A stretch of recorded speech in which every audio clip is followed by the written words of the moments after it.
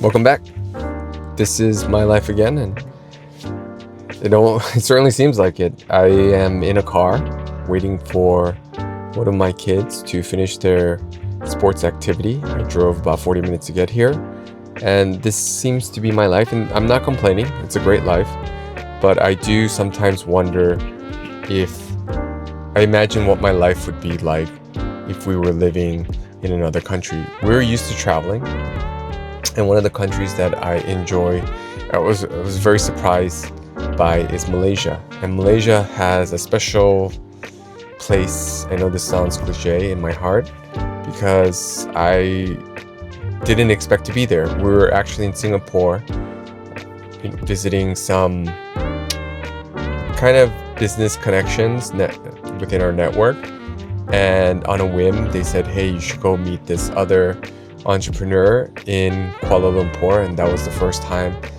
I've been there. So we went to Kuala Lumpur and we met a wonderful entrepreneur there, and he just it was very different because he opened up his Rolodex and his network right away.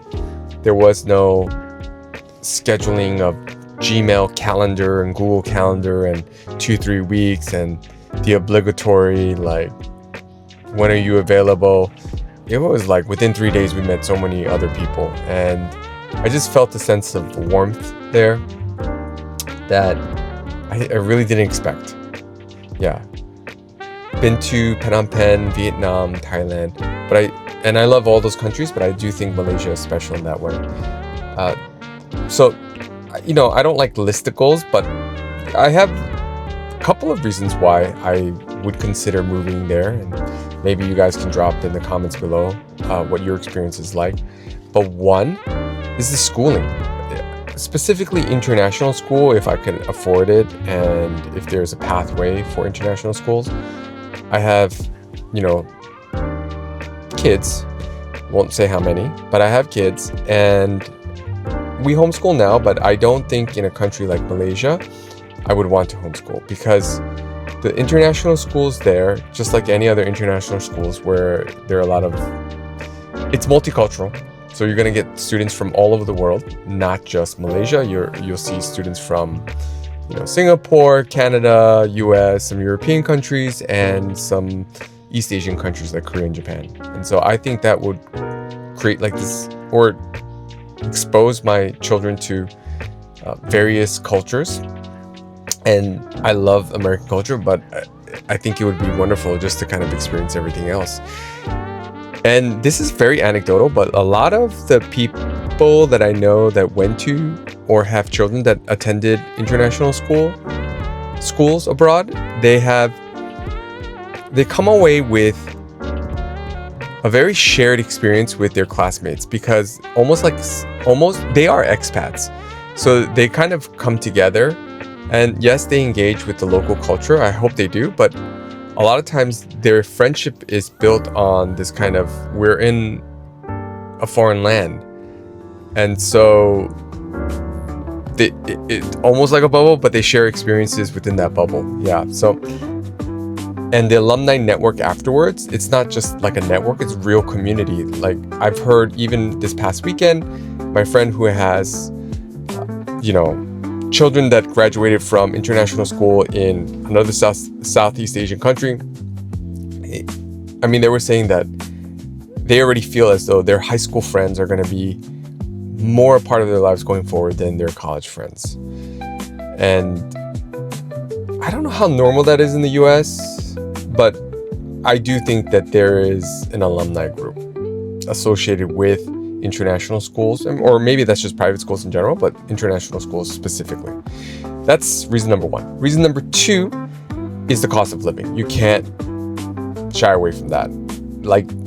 It is very expensive to live here in California right now. You are paying $6.50 for a boba.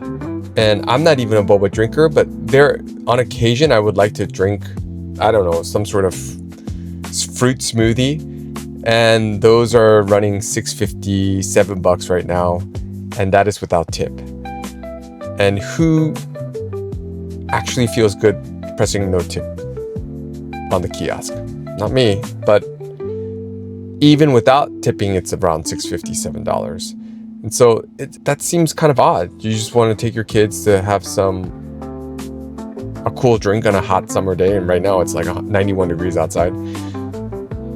And you have to think, oh wait, 3 drinks? That's $21. That's kind of expensive, and it's sort of an untenable situation all around. I've even heard of some statistics where they say that a household income of like 150, 200 is, you're going to see 40% of those families living month to month. And I can believe that these days with housing costs, automobile, insurance, if you pay gas, utilities are going up. They're not going down. Meanwhile, pay is not. There's, they call it a K-shaped economy here in the US. It's probably all around the world, but there is something to what Tim Ferriss had espoused way back, which is geo-arbitraging, where you're making money in the States and you're living in a more affordable kind of situation or location. And that gives people like breathing room. There's so many videos out there where like retired military workers are now with their disability checks or with their kind of pension, they're living in low-cost countries or more affordable countries where they can have what they say is more breathing room, and all the power to them. But I think for middle-class families as well, there's actually very little that you can do other than take a risk, become an entrepreneur, make more money, get promotions, but then you're going to be paying more taxes, and lifestyle creep is going to set in. Then you have college to pay for. So I could see how and why people would consider moving abroad. And 3, it's if you like convenient living, like high-rise living, these Southeast Asian countries like Kuala Lumpur offer great housing, very good amenities. And the one amenity that maybe is not really amenity, I spent 2.5 weeks with my family in Mount Kiara, which is sort of like an expat enclave outside the city of Kuala Lumpur. And there are a lot of Koreans there, and so there's a lot of Korean shops, food, restaurants. But we stayed at 163 Sunway, which is this kind of Airbnb high-rise, and on the bottom floor was like this mall called Sunway. And now when you're thinking mall, you're thinking indoor mall. It wasn't. It was like a little like a community-based outdoor mall, and a community feel outdoor mall, if that makes sense. And there is a big supermarket called Jaya Grocer, which I literally went to every single day on my way up to the apartment upstairs. And it just became routine. Get off the cab, grab, go into Jaya Grocer, pick up a few items to cook up or to eat or snack on.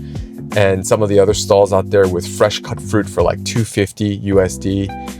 We picked it up, went up to our high rise and just looked out at the beautiful greenery, because KL is very green. And that's another thing I really like about KL. So the housing is one thing, but the convenience factor, the walkability, where you're not getting a car to go to Trader Joe's to pick up staple items, I found that very appealing. And if you really feel lazy, you could just go on your Grab app, which is like the Uber plus Uber Eats all combined. It's a super app, and you can order these grocery items. And I can tell you that that's another thing, but it's just super convenient to order it. And the best thing about it is that it's super affordable. Right now, those are my 3 reasons, but I think on the next video, I'll explore a few more. So make sure you like and subscribe. See you guys.